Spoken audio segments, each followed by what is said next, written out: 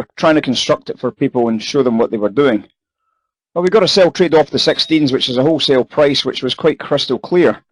Remember, the idea is we've got to put the red line lowest, the black line higher than the red line, and the purple line higher than the black line. And the price has to be above the purple line as well. Well, that's exactly what we got here. Exactly what we got here. Not here, and the reason why not there is because the black line and the red line are doing the same thing, so I still expect higher prices. So when I start seeing this change here, now I know I've got the trade. That's going to be the trade here. So I sell into the 16s, and we've got to move down to the 18s. That was nearly $1,000 on the short. Did anybody actually see it or trade it?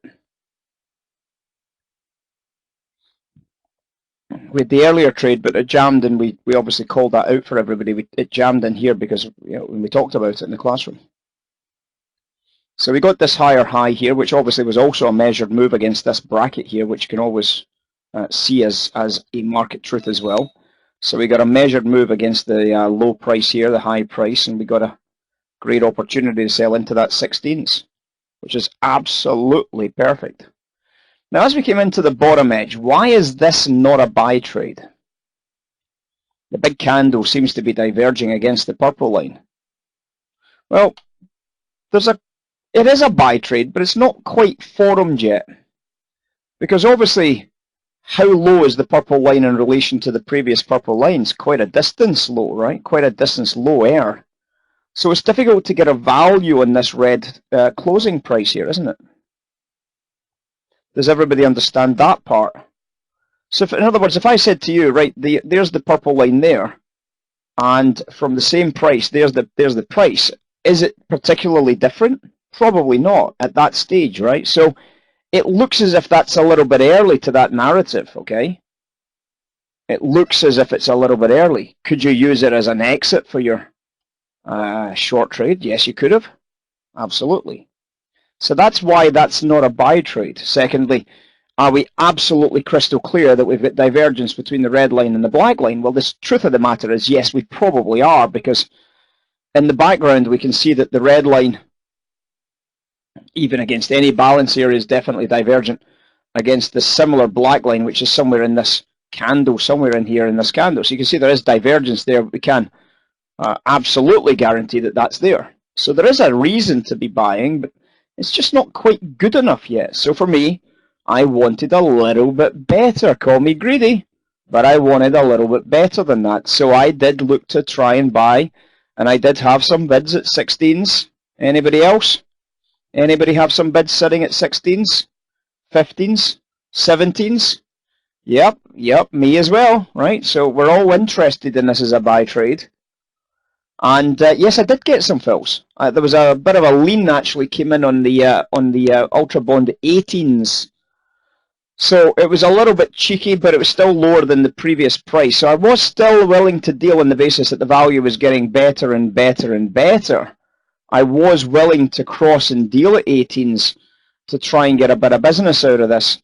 And obviously the takeaway from that was that we came back up into this change of behavior here, which we already knew about. The value still looks pretty interesting, but the only challenge we've now got is that the black line is now actually higher on a candle by candle basis than the red line. So I think this is going to come straight back down again, and it did come straight back down again. Now the black line is higher than the red line.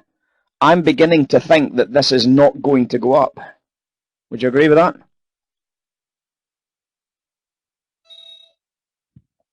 I'm beginning to think the bond isn't going to be going up.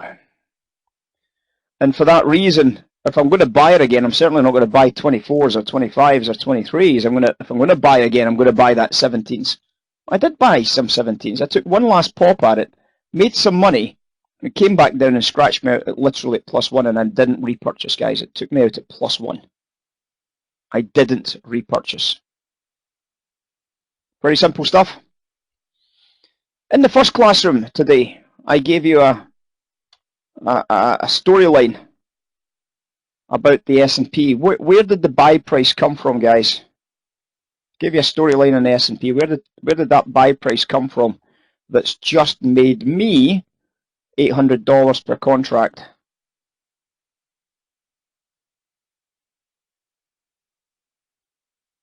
Where's my S&P traders?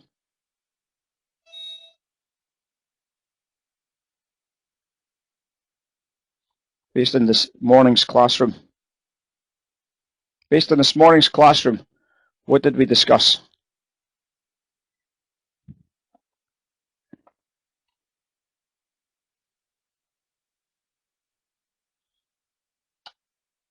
What did I tell you last night on the tweets?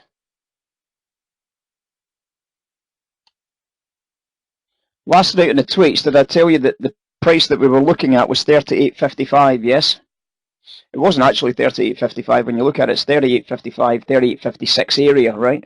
It's not a specific price, it's an area. And I'll show you that in a second. But does everybody agree that last night, not the last night, sorry, this morning, 9 o'clock this morning, I told you that we're looking at these. Remember, these points, traders that consider are buy above, sell below, yes? Is that what it says? Buy above, sell below. That's what it says. 38.55, buy above, sell below. So does everybody agree that when the price trades at 38.56, which was, as I said, I'd taken it as 55, it's actually an area, 55.56 area.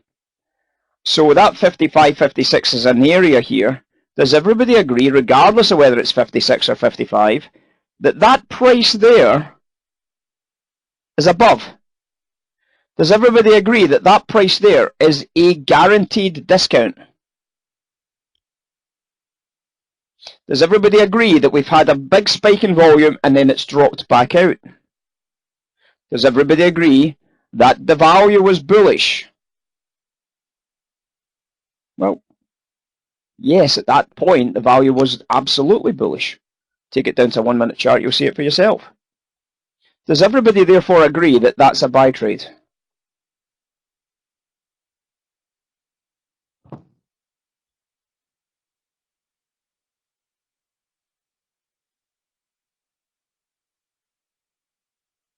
Absolutely.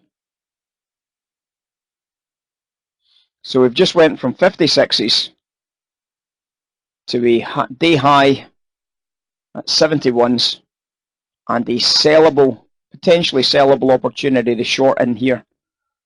Why? Think about the story.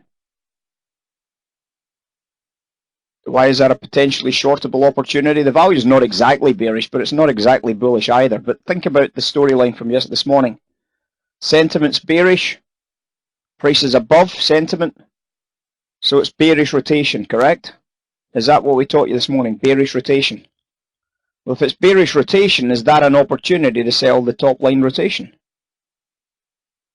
Sure is, and there's your sell trade. So we've just went from 56s to a high print of 72s. We've just made ourselves a very nice $800 profit per contract. And life doesn't get any better than that, guys. It really doesn't get any better than that. Absolute perfection, right?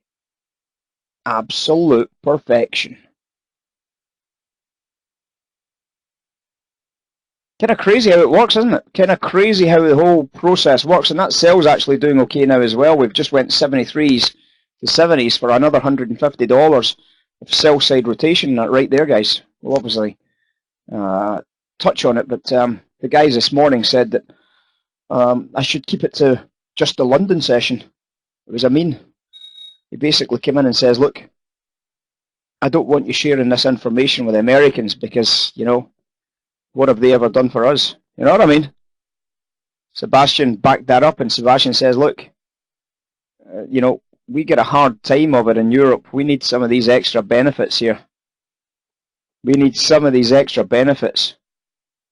You know, Nessie, Reeve. It's $9.99 for the Europeans, but guess what they make the Americans pay? Yeah, $59.99, right? It's a big difference, guys. Big difference.